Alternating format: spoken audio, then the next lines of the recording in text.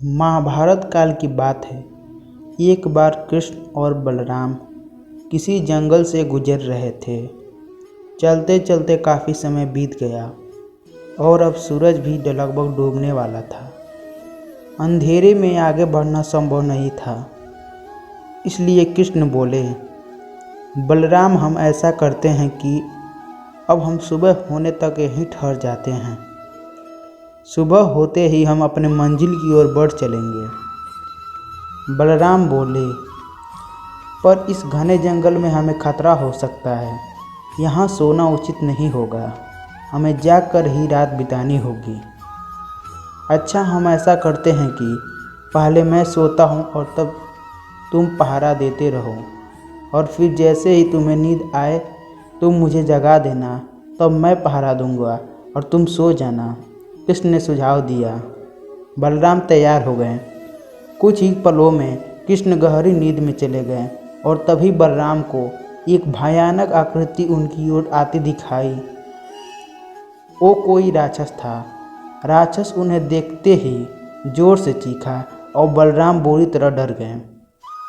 इस घटना का एक विचित्र असर हुआ। भय के कारण बलराम का आकार कुछ छोटा हो गया और राक्षस और विशाल हो गया। उसके बाद राक्षस एक बार और चीखा और पुनः बलराम डर कर काँप उठे। अब बलराम और भी सिकुड़ गए और राक्षस पहले से भी बड़ा हो गया। राक्षस धीरे धीरे बलराम की ओर बढ़ने लगा। बलराम पहले से ही भयभीत थे और उस विशालकाय राक्षस को अपनी ओर आता देख जोर से चीख पड़े। कृष्णा और चीखते ही वही मूर्छित होकर गिर पड़े। बलराम की आवाज़ सुनकर कृष्ण उठे।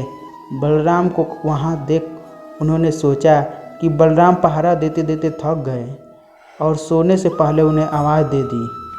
अब कृष्ण पहरा देने लगे। कुछ देर बाद वही राक्षस उनके सामने आया और जोर से चीखा। कृष्ण जरा भी घबराए नहीं और बोले, बताओ तुम इस तरह चीख क्यों रहे हो, क्या चाहिए तुम्हें?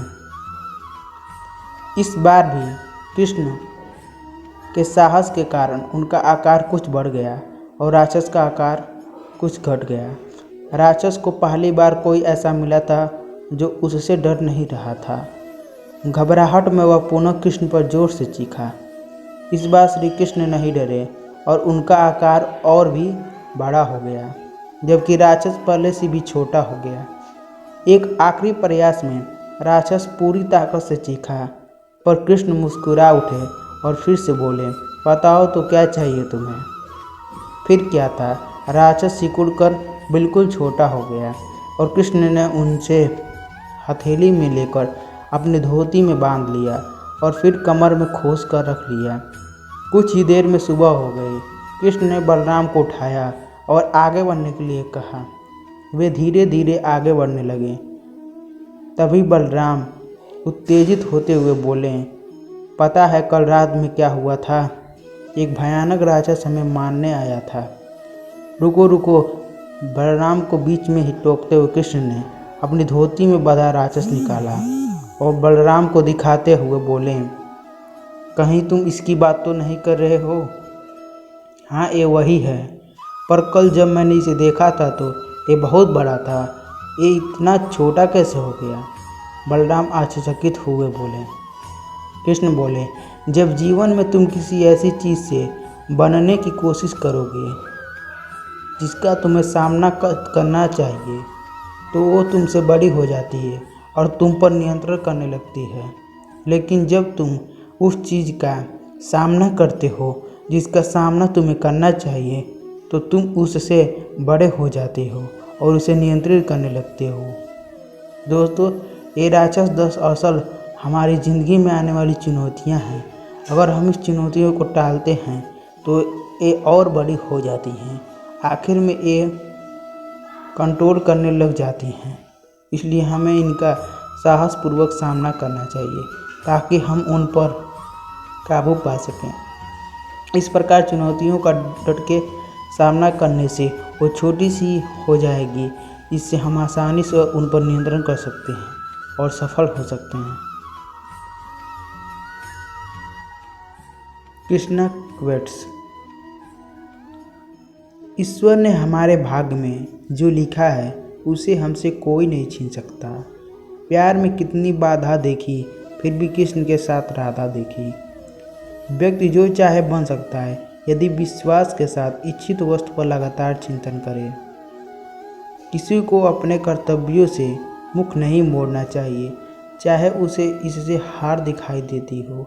हर काम, हर गतिविधि दोषों से घिरी होती है, जैसे भाग धुएं से घिरा होता है। दर्द एक संकेत है कि आप जिंदा हैं, समस्या एक संकेत है कि आप मजबूत हैं, और प्रार्थना एक संकेत है कि आप अकेले नहीं हैं। जिंदगी में दो लोगों का होना बहुत ज़रूरी है, एक कृष्ण जो ना लड़े फिर भी जीत पक्की कर दे, दूसरा कर्ण जो हार सामने हो फिर भी साथ ना छोड़े।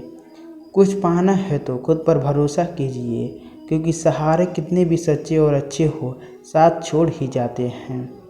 किसी और काम का पूर्णता से करने से कई अच्छा है कि अपना काम करे, भले ही उसे अपूर्णता से करना पड़े। जीवन में दो प्राथमिक विकल्प की वे परिस्थितियों को स्वीकार करें या उन्हें बदलने की जिम्मेदारी स्वीकार करें। अपने अनिवार्य कर्तव्य का पालन करें, क्योंकि क्रिया वास्तव में निष्क्रियता से बेहतर है। कर्म वो फसल है जिसे इंसान को हर हाल में काटना ही पड़ता है, इसलिए हमेशा अच्छे बीज बोएं ताकि फसल अच्छी हो। जो मन की खोज में लगे रहे हैं वही सच्चे प्रेम को पाते हैं। कृष्ण ने राधा से पूछा, ऐसी एक जगह बताओ जहाँ मैं नहीं हूँ। राधा ने मुस्कुराकर कहा, बस मेरे नसीब में। मैं विविधता होकर भी विधि के विधान को नहीं टाल सका। मेरी चाह राधा थी, चाहती मुझको मीरा थी, पर मैं हो रुक्मणी का गया। प्रेम की पराकाष्ठा वो नहीं जान सकते जो गहराई में नहीं उतर सकते। प्रेम की गहराई राधे कृष्णा में है। संबंध बड़ी बड़ी बातें करने से नहीं, छोटे छोटे भाव को समझने से गहरे होते हैं। ज़्यादा हंसने और बोलने वाला व्यक्ति अगर चुप हो जाए तो मान लेना कि वो भीतर से टूट चुका है। मन तुलसी का दास है, वृंदावन हो धाम, सांस सांस में राधा बसे, रोम रोम में श्याम। अपने जीवन में कभी ना किसी को आनंद में वचन दे, ना क्रोध में उत्तर दे, और ना ही दुख में कभी निर्णय ले। सदैव संदेह करने वाले व्यक्ति के लिए प्रसन्नता न इस लोक में है ना ही कहीं और। वह जो वास्तविकता में मेरे उत्कृष्ट जन्म और गतिविधियों को समझता है, वह शरीर त्यागने के बाद पुनः जन्म नहीं लेता और मेरे धाम को प्राप्त होता है।